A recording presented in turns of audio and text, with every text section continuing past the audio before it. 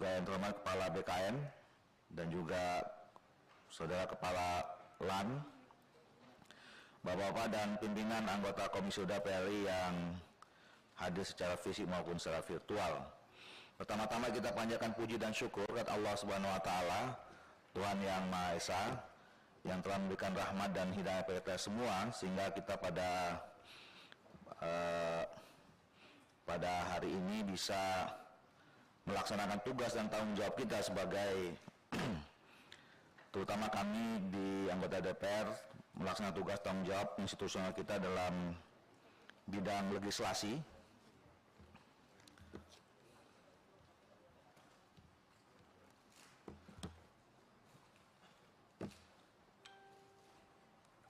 Bapak Ibu sekalian, seperti biasa rapat-rapat di DPR masih dilaksanakan secara hybrid dan ada yang hadir secara fisik dan juga hadir secara virtual, dan itu otomatis memudahkan kita, dan saya bisa menyatakan bahwa forum ini telah memenuhi quorum dan telah sesuai dengan ketentuan Pasal 281 ayat 1 Peraturan Tertib DPR RI. Oleh karena itu berkenanlah saya untuk membuka rapat ini, dan rapat ini terbuka untuk umum. Selanjutnya kami mengucapkan terima kasih kepada Saudara Menko Polhukam, kemudian Pak Wakil Menteri Hukum dan HAM, Bapak yang mewakili Kementerian Dalam Negeri, Kepala BKN dan Kepala LAN untuk bisa memenuhi undangan kami pada hari ini. Bapak Ibu sekalian, rapat kita hari ini kita memang agendakan tindak lanjut dari rapat terakhir berkaitan dengan soal penyusunan rancangan undang-undang tentang pemekaran 3 provinsi di Papua. Jadi hari ini saya menawarkan sekaligus minta persetujuan dari Bapak-Bapak dan Ibu bahwa agenda kita tunggal. Kita akan membicarakan soal formasi pengisian formasi ASN di 3 provinsi hasil pemekaran ini. Apakah bisa kita setuju Bapak Ibu sekalian? Dan karena kita nanti pukul 13 juga ada rapat kerja pengambilan keputusan tingkat 1, saya menawarkan rapat ini kita bisa mungkin sampai 11.30 ya, 11.30 nanti kalau kita kurang kita perpanjang lagi. Setuju ya Bapak Ibu sekalian? Bapak Ibu sekalian, kami perlu menjelaskan bahwa di dalam 2 minggu terakhir ini kami membahas fokus terhadap penyelesaian rancangan undang-undang tentang pemekaran 3 provinsi. Banyak hal yang sudah kami selesaikan, tapi dari hasil kunjungan kami kemarin di Papua, baik di Merauke maupun di Jayapura, sebenarnya masyarakat yang diwakili ya, yang kita sudah anggap cukup representatif, semua elemen baik dari pemerintah daerah, provinsi, kabupaten, kota, kemudian panitia daerah pemekaran, tokoh adat, tokoh masyarakat, perwakilan suku dan segala macam, tidak lagi mempersoalkan apakah pemekaran ini diterima atau tidak diterima. Nah, yang kemudian mengemuka adalah mereka berharap bahwa pemekaran provinsi ini tetap bisa menggaransi keberadaan orang asli Papua. Ya, jadi semacam ada affirmative action terhadap posisi itu, dan mereka mengharapkan tidak akan terjadi migrasi besar-besaran ketika ini membuka adanya peluang munculnya formasi-formasi baru dalam pemerintahan daerah di sana. Nah, sesungguhnya di dalam salah satu penjelasan di undang-undang ini sudah tertera bahwa setiap pengisian formasi di Papua itu sudah dibuatkan maksimal harus memperhatikan 80% orang asli Papua. Nah, tetapi dari hasil diskusi kami kemarin, sepertinya kami akhirnya mengambil inisiatif dan menganggap perlu khusus untuk pengadaan ASN ini perlu pada pembicaraan serius gitu. Jadi kemarin kami mendapatkan informasi sekarang formasi yang ada di Papua itu seluruhnya sekitar 20.000 ya, 20.000. Nah, kalau nanti terjadi pemekaran, pasti juga akan terjadi penambahan formasi. Nah, saya waktu itu bertanya sama pemerintah daerah. Pertanyaannya, kalau misalnya katakanlah kita asumsikan 25%, apakah memang orang asli Papua itu bisa 80% dari 25.000 itu juga cukup memenuhi atau tidak. Nah, kalau tidak langsung terpenuhi, apakah kita, bagaimana caranya supaya tidak terjadi migrasi? Ya, apa yang harus kita lakukan? Apakah misalnya dengan mempercepat, mempersingkat, memperpendek pendidikan itu langsung bisa dimasukkan atau bagaimana? Ini yang saya kira salah satu yang harus kita bahas. Yang kedua adalah soal posisi tenaga honorer. Ya, di sana juga ada tenaga honorer, tetapi kalau misalnya kemudian kita masukkan dengan peraturan yang ada soal umur dan segala macam itu pasti akan menjadi kendala. Nah, kemarin kita ada yang mengusulkan gimana kalau misalnya seleksi atau kemudian pengisian dari posisi tenaga honorer itu dinaikkan umurnya menjadi 50. Nah, ini kalau memang ini kita lakukan, apa implikasinya terhadap misalnya daerah-daerah yang lain? Ini kan saya kira juga harus kita bicarakan. Nah, oleh karena itu intinya adalah bahwa kita hari ini membicarakan bagaimana undang-undang ini juga ada relevansinya ya, terhadap kebijakan penataan ASN kita. Ya, jangan sampai kalaupun kemudian kita ambil kebijakan diskresi, tapi itu nanti akan bertentangan dengan peraturan perundangan atau kebijakan yang selama diambil maupun yang akan diambil. Ya, karena kita sama-sama tahu statement terakhir dari Kementerian Pan-RB soal P3 kan juga tenaga honorer ini akan ada langkah-langkah ya, walaupun kemarin kita dapat informasi dari Kementerian Hukum dan HAM ternyata kebijakan terakhir pemerintah soal tenaga honorer ini bukan dihapus tapi ditata. Nah, ini yang juga kami ingin mendengarkan supaya undang-undang ini nanti, undang-undang di 3 provinsi ini betul-betul kita buat sesempurna mungkin dan bisa menjawab semua hal apa yang mungkin kita bisa antisipasi supaya tidak terjadi hal-hal yang kita tidak inginkan di tanah Papua ini. Nah, jadi kira-kira Pak Menteri itu yang menjadi agenda kita pada pagi hari ini. Mudah-mudahan hari ini kita bisa langsung menemukan solusi dan kemudian kita tuangkan mungkin 1-2 pasal tambahan sebelum nanti kita putuskan di jam 1 nanti. Kira-kira begitu. Baik, terima kasih Pak Dirjen. Bapak Ibu sekalian, saya kira kita langsung masuk ke pasal aja ya, apalagi ini ada Pak Wamenkumham ini biasanya cepat ya ini. Tapi begini, sebelum kita masuk ke sana, apa tadi yang disampaikan oleh Kepala LAN itu ini menjadi catatan kita. Kami juga kemarin sudah sampaikan kepada Kementerian Dalam Negeri bahwa urusan pemekaran atau pembentukan 3 provinsi Papua ini tidak kemudian selesai begitu undang-undang ini diketok. Nah, kami meminta supaya ada roadmap atau rencana kerja ya, yang kemudian nanti juga perlu dikomunikasikan kepada kami sehingga memang nanti kita tahu sampai pembentukan final utuh provinsi ini jadi tahun 2024 atau tahun berapa. Nah, itu juga harus clear dan itu harus terintegrasi dari semua aspek. Nah, termasuk tadi yang disampaikan oleh Kepala LAN tadi ya. Jadi soal pengadaan nanti mungkin dari BKN juga begitu ya. Jadi terintegrasi. Juga nanti masalah soal kepolisian, soal TNI, soal IPDN dan macam-macam itu mungkin harus ada penambahan kuota atau diskresi khusus tentang itu supaya memang pada saat memang betul-betul utuh jadi provinsi itu semua isi undang-undang ini bisa terpenuhi. Nah, termasuk tadi misalnya, saya juga pernah membayangkan itu, saya diskusi kemarin nih, kalau misalnya tidak cukup, memungkinkan tidak dengan melibatkan dari lain, tapi tidak menjadi migrasi secara utuh, mungkin dikontrak berapa tahun gitu kan. Nah, ini mungkin saya kira harus dibicarakan nanti sama di roadmap itu. Nah, Pak Menteri, kemarin kami sudah punya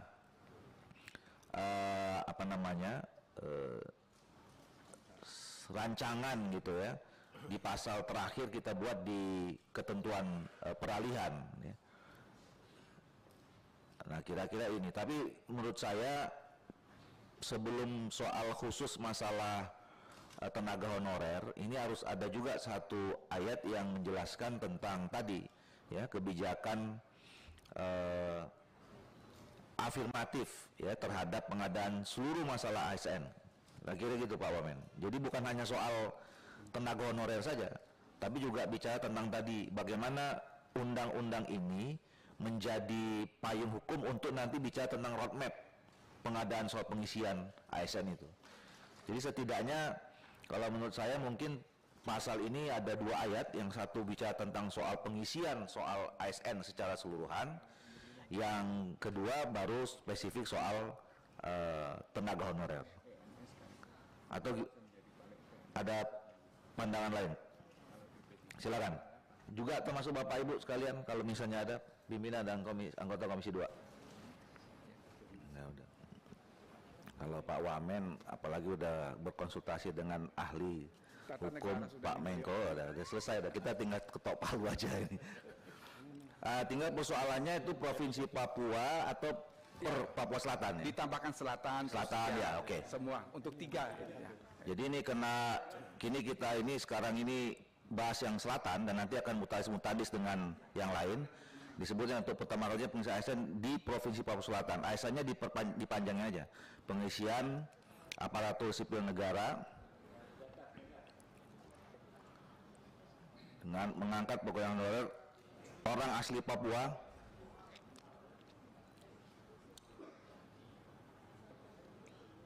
yang telah terdaftar sebagai tenaga honorer di Badan Kepegawaian Negara Nasional atau negara ya, sebagai calon pegawai negeri sipil dan calon pegawai pemerintah dengan perjalanan kerja. Oke. Ini gajinya nih P3K itu kan dibebankan ke provinsi. Oh ya. Kalau P3K. Pesan. Tua mungkin koreksi redaksi aja. Masukan untuk yang huruf A ya, karena di situ ada kata sebagai 2 kali di situ ya. Jadi sebagai tenaga honorer di Badan Kepegawaian Negara sebagai calon. Kalau saya boleh kasih masukan, menjadi aja, menjadi calon gitu. Terima kasih Ketua. Tetap sebagai kemudian menjadi ya, menjadi calon. Oke. Persyaratan untuk menjadi aparatur sipil negara sebagaimana dimaksud pada huruf A, berusia paling tinggi 50 tahun. Penataan aparatur sipil negara selanjutnya di Provinsi Papua Selatan diatur lebih lanjut dengan peraturan menteri yang membidangi aparatur sipil negara dengan memperhatikan ketentuan pada asal sebagai bentuk afirmasi. Oke. Peraturannya peraturan P-nya peraturan menteri besar. Nah, ada pertanyaan. Kalau dijelaskan seperti ini di poin A itu, selama ini kan P3K itu menjadi tanggungan APBD ya. Nah, itu gimana kita mensinkronkan dengan pasal-pasal di sebelumnya yang kita menjelaskan bahwa semua proses ini lebih diutamakan penggunaan anggarannya dari anggaran APBN. Kira-kira ini ada masalah nggak nih? Ada salah dua. Istilah tenaga honor K2 itu barangkali itu yang mengklasifikasikan apakah pembiayaan dengan APBD atau APBN. Jadi saran saya barangkali kategori saja Pak Ketua. Jadi tenaga honor kategori 2 tidak pakai 1 2, pilih honor saja mungkin. So, nanti di situ APBD APBN ya. Yang nomor 3. Nggak, jadi sebetulnya kalau sudah di BKN itu sudah kategori 2 ya, benar ya? Dengar Pak ya? Nggak perlu ditegaskan. Silakan Pak. Jadi kalau menurut saya dengan informasi yang disampaikan barusan oleh Kepala BKN, justru yang ayat 2 itu menjadi nomor 1 menurut saya. Iya. Jadi penataan aparatur sipil negara di Provinsi Papua Selatan diatur dengan peraturan menteri yang membidangi aparatur sipil negara dengan memperhatikan ketentuan sebagai bentuk afirmasi. Baru nanti secara spesifik kita bicara tentang yang untuk pertama kalinya, gitu. Ya, jadi Karena ternyata kan masalahnya nggak sederhana, kompleks, ya. Kalau lihat faktanya, lihat data itu nggak dengan mudah. Walaupun kita bilang orang asli Papua, ternyata nggak semua gitu kan. Nah, jadi yang ayat 1, penataan aparatur sipil negara, jangan pakai selanjutnya, di Provinsi Papua Selatan, ya, diatur, lebih lanjutnya hilang.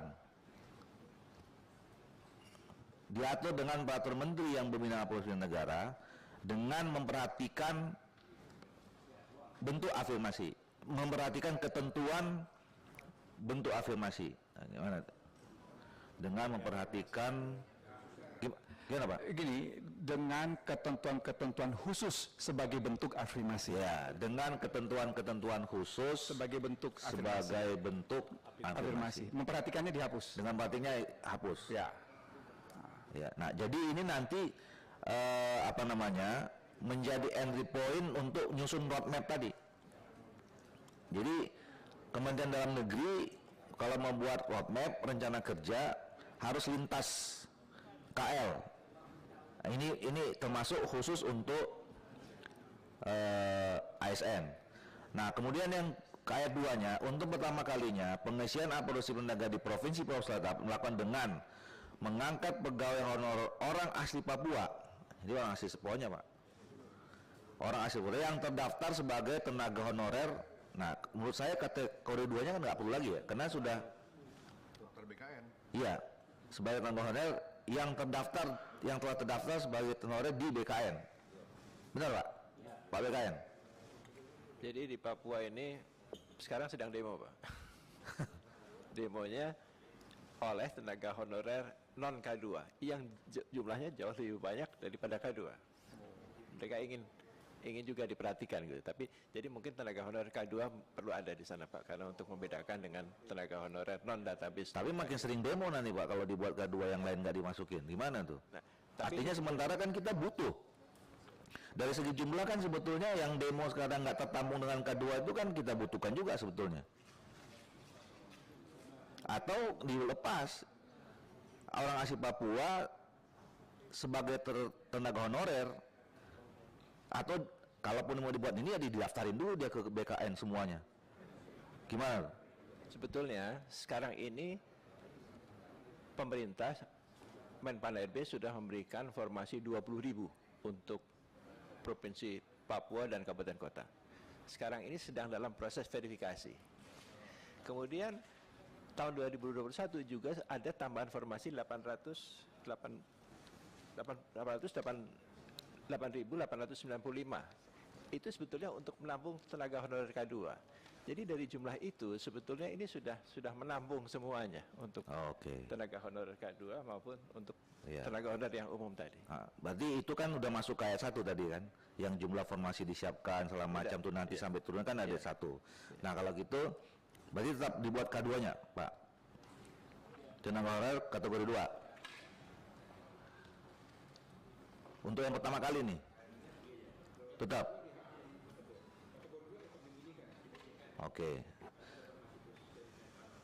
Oke, yang lain sisanya itu ngikutin kebijakan Menpan RB, ada formasi khusus tadi ya. Balik ke ayat 1. Undang-undang ini sebetulnya pasal-pasalnya kita buat justru untuk afirmasi itu. Jadi kalaupun kemudian nanti kebijakannya mau diambil semua, yaitu kebijakan dari BKN saja, nggak usah dibuat dalam undang-undang ini. Tapi yang penting setiap rekrutmen CPNS, P3K, honorer itu harus memperhatikan orang asli Papua. Ini untuk ini aja. Itu sebetulnya. Jadi kalau nanti mau diambil semua kebijakannya itu kebijakan aja, tidak diatur dalam undang-undang ini gitu. Kiri ya? Gitu. Setuju Pak? Pak Menteri? Setuju ya semua ya? Oke, terima kasih. Kalau udah setuju udah selesai kita. Pas juga 11:30. Baik Bapak Ibu sekalian, dengan kita tadi sudah merumuskan tambahan pasal di dalam rancangan undang-undang ini yang memang agenda kita pada pagi hari ini membicarakan soal itu. Intinya adalah bahwa kita sudah menemukan sekarang payung hukum yang kemudian nanti bisa dilanjutkan dengan peraturan-peraturan teknis berikutnya berkaitan dengan soal pengadaan ASN di provinsi baru di Provinsi Papua. Ada 3 provinsi, yaitu Provinsi Papua Selatan, Papua Tengah, dan Provinsi Papua Pegunungan. Sebelum saya akhiri, kami atas nama Komisi mengucapkan terima kasih kepada Pak Menko Polhukam sebagai interim Menteri PAN dan RB. Kita doakan semoga Pak Menteri PAN RB cepat sembuh, segera sembuh, supaya bisa bergabung lagi bersama kita. Terima kasih juga Ibu Sasmen, Bapak Kepala BKN, Pak Dirjen Polpum, Pak Kepala BKLAN, dan seluruh jajaran. Terima kasih juga kepada Bapak Ibu pimpinan dan anggota Komisi 2 DPR RI, baik yang hadir secara fisik maupun hadir secara virtual. Dengan mengucapkan alhamdulillahirabbil alamin, maka rapat ini bisa saya nyatakan ditutup. Terima kasih, selamat siang, salam sejahtera bagi kita semua. Bila taufiq hidayah, assalamualaikum warahmatullahi wabarakatuh.